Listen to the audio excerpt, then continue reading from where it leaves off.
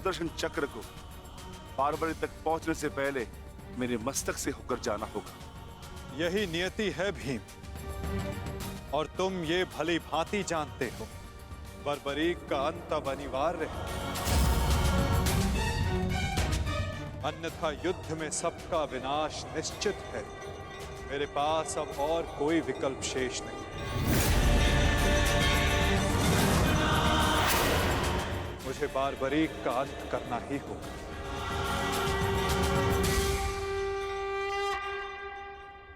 किंतु माता, इसका कोई समाधान तो निकल ही सकता है ना। हम बारबरीक को युद्ध से दूर भी तो रख सकते हैं। तो फिर इसका अंत अनिवार्य क्यों?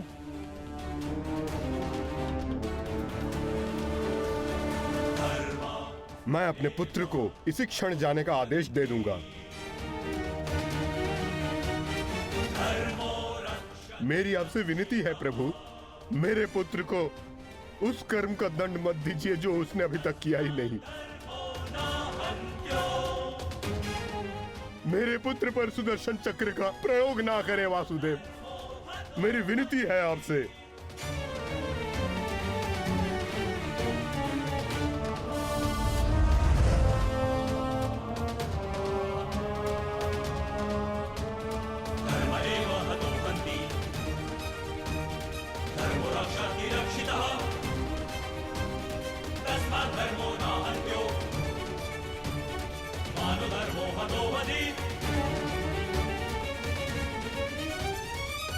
रुकिए पिताश्री,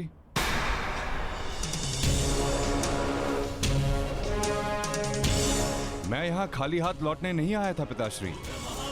मुझे इस युद्ध में भाग लेना ही है। मौन रहो तुम, तुम्हें अनुमान भी है तुम क्या बोल रहे हो? कदाचित मैं दृष्टा कर रहा हूं पिताश्री, परंतु मैं एक योद्धा भी हूं, और एक सच्चा योद्धा युद्ध भूमि से विजय प्राप्त करके लौटता है या वीर गति पाकर।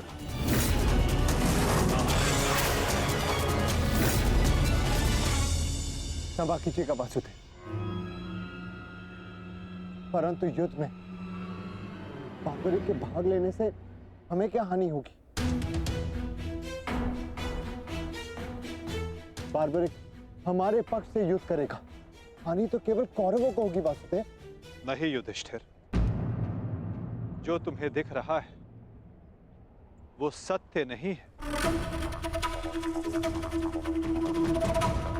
क्यों बारबरीक, मैंने उचित कहा ना? मैं समझा नहीं वासुदेव। बारबरीक निश्चित रूप से हमारे पक्ष में लड़ेगा, तो इसमें क्या संदेह है? क्यों पौत्र? सत्य यह है कि मैं इस युद्ध में निर्बल पक्ष की ओर से भाग लूंगा।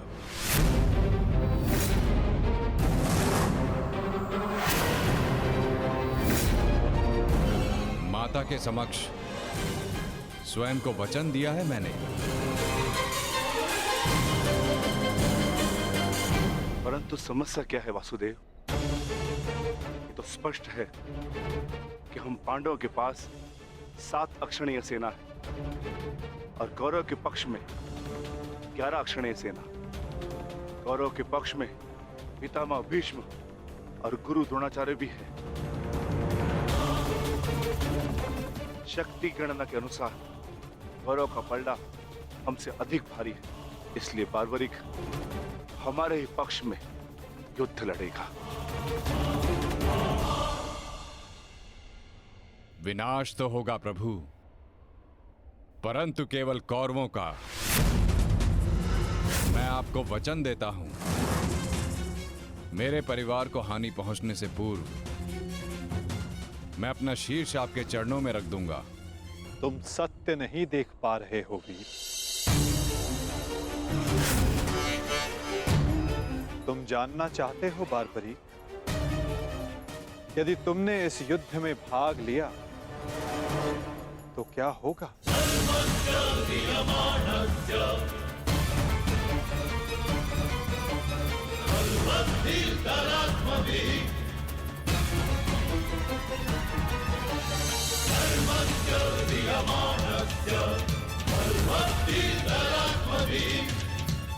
तो देखो,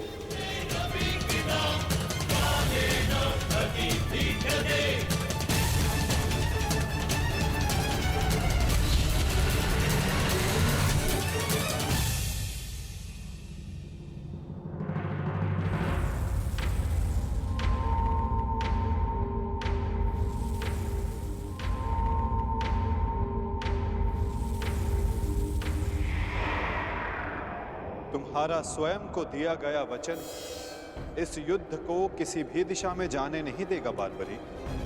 इस युद्ध का संतुलन बिगाड़ देगा।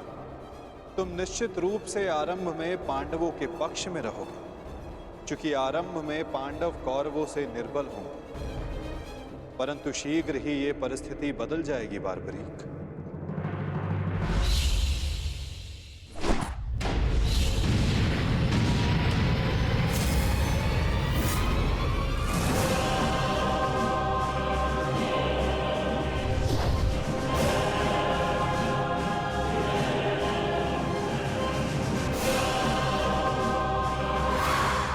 जब कौरवों का विनाश प्रारंभ होगा तो शीघ्र ही पांडवों का पलड़ा कौरवों से अधिक भारी हो जाएगा और तुम अपने वचन के कारण संतुलन बनाए रखने के लिए अपना पक्ष छोड़कर कौरवों के पक्ष में चले जाओगे और उसके पश्चात तुम पांडवों पर प्रहार करने लगोगे। और इसी कारण इस युद्ध का संतुलन बिगड़ जाएगा।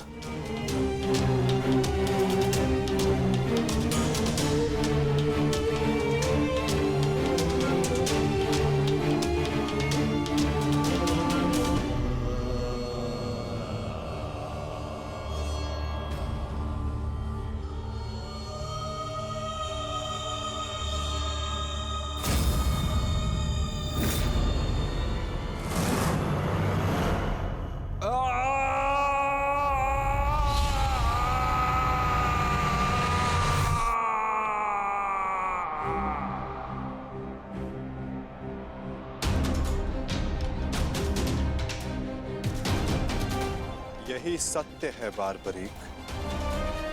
यदि तुम इस युद्ध में हुए तो यही होगा।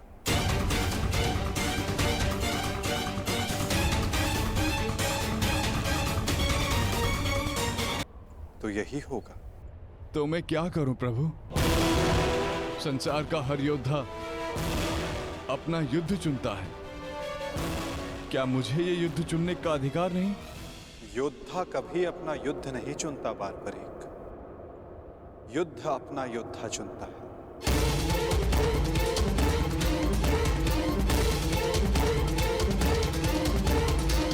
तो आदेश दें प्रभु, मुझे क्या करना है? ये युद्ध एक यज्ञ है बारबरीक, और तुम्हें त्याग और बलिदान देना होगा, स्वयं के प्राणों का दान।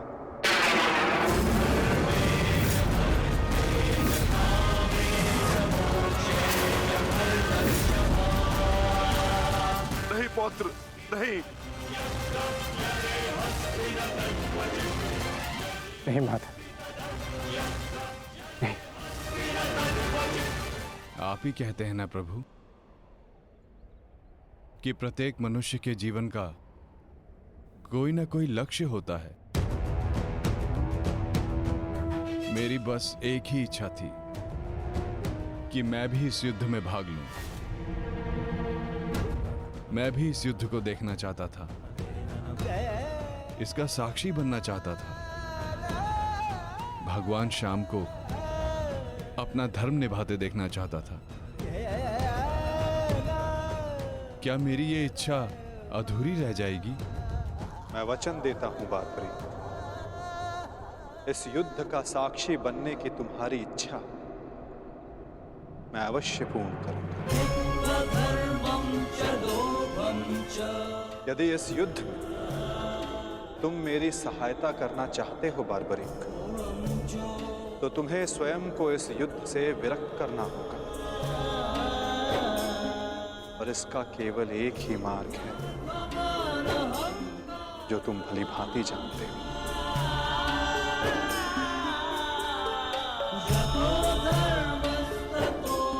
मैं समझ गया प्रभु।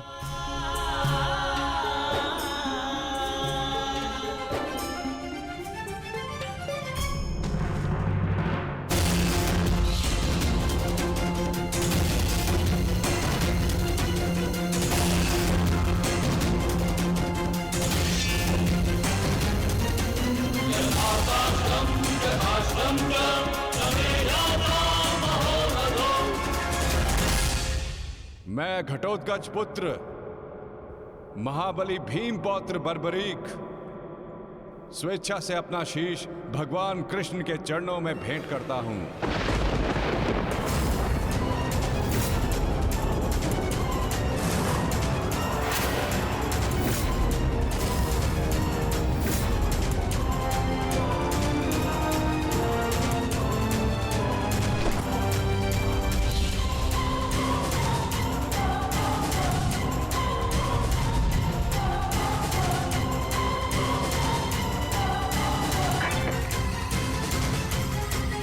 भगवान श्याम की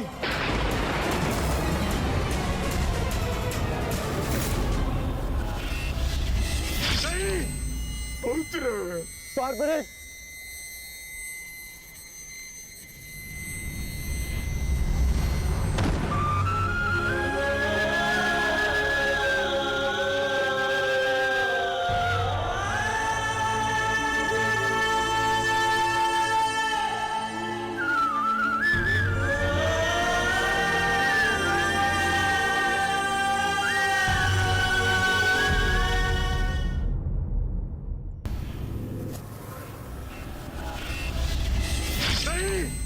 पुत्र बार्बरिक,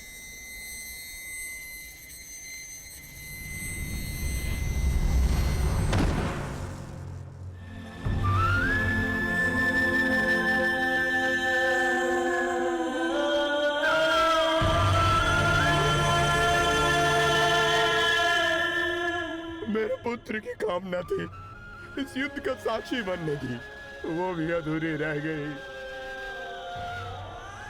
उसने स्वयं के साथ भी अपनी अंतिम कामना का भी अंत कर लिया।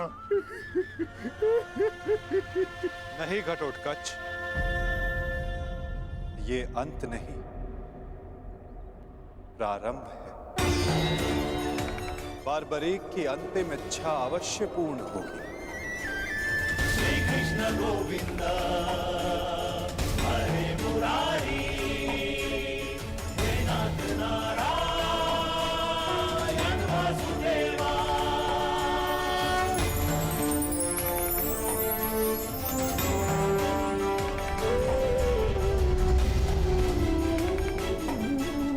श्री कृष्ण गोविंद हरे मुरारी, हे नाथ नारायण वासुदेवा। श्री कृष्ण गोविंद हरे मुरारी, हे नाथ नारायण वासुदेवा। श्री कृष्ण गोविंद हरे मुरारी, हे नाथ नारायण वासुदेवा।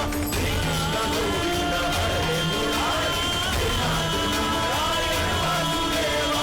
श्री कृष्ण गोविंद हरे मुरारी, हे नाथ नारायण वासुदेवा। श्री कृष्ण गोविंद हरे मुरारी, हे नाथ नारायण वासुदेवा। श्री कृष्ण गोविंद हरे मुरारी, हे नाथ नारायण वासुदेवा।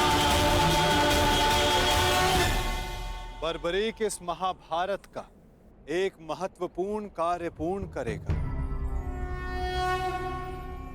बार्बरीक का ये त्याग, ये बलिदान व्यर्थ नहीं जाएगा।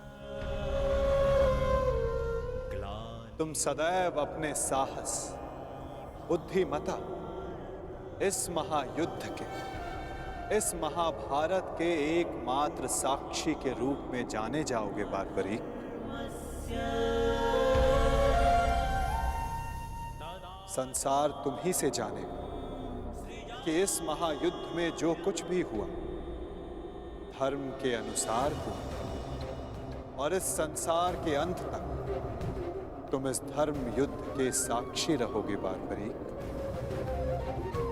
तुम्हारे इस निस्वार्थ बलिदान के तुम्हें सदा आदर दिया जाएगा बारबरीक, और तुम्हारी खाटू श्याम के नाम से पूजा की जाएगी।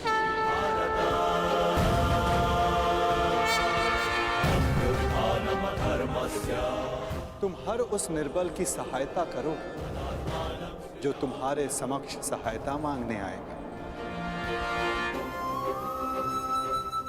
वीर बारबरीक, तुम अपने साहस के लिए जाने जाओगे, महाभारत के निर्णायक के रूप में जाने जाओगे, शीश दानी के रूप में जाने जाओगे।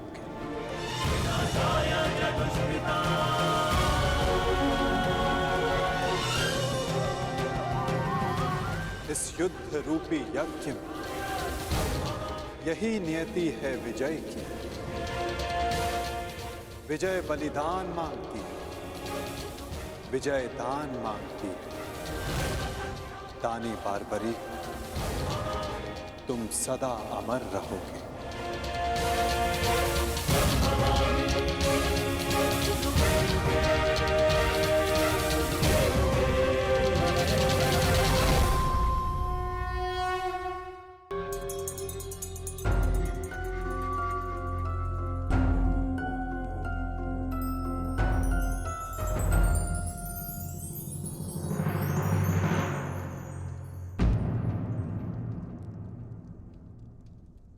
सूर्यदेव, आप?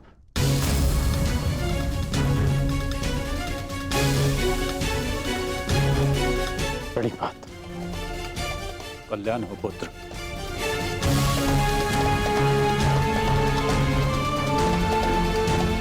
ऐसी क्या आवश्यकता आन पड़ी कि आपको इस समय मेरे समक्ष आना पड़ा? कुछ समय पश्चात मैं आपको अर्घ भेंट करने आने ही वाला था। आज मैं अर्घ लेने नहीं आया हूं पुत्र, तो मैं एक चेतावनी देने आया हूं।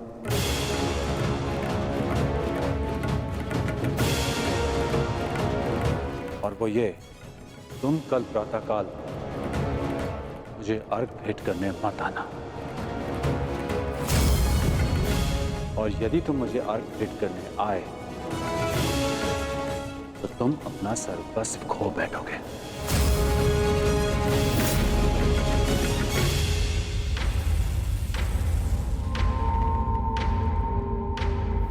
हाँ पुत्र, मेरी विनती है तुमसे, कल प्रातःकाल तुम मुझे अर्घ देने मत आना। तो मैं तो आपको बचपन से अर्घ देते आया हूं। तो आज अचानक ऐसा क्या हो गया कि आप मुझे अर्घ देने से रोक रहे हैं? तुम्हारा वचन पुत्र, तुमने प्रतिज्ञा ली है, सूर्य को अर्घ देते समय यदि कोई भी तुमसे कुछ भी मांगेगा तो वो तुम उसे दान में दे दोगे।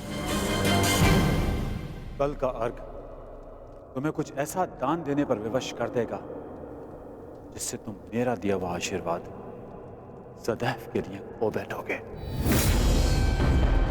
देवराज इंद्र ने तुम्हें परास्त करने के लिए षड्यंत्र रचा है।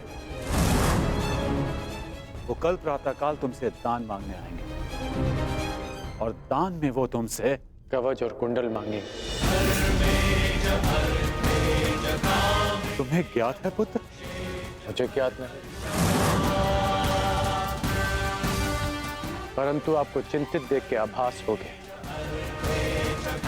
और यदि स्वयं मेरे पिताश्री मुझे चेतावनी देने आए हैं कि इंद्रदेव मुझसे दान मांगने आएंगे, तो इसका सीधा संबंध अर्जुन से होता है।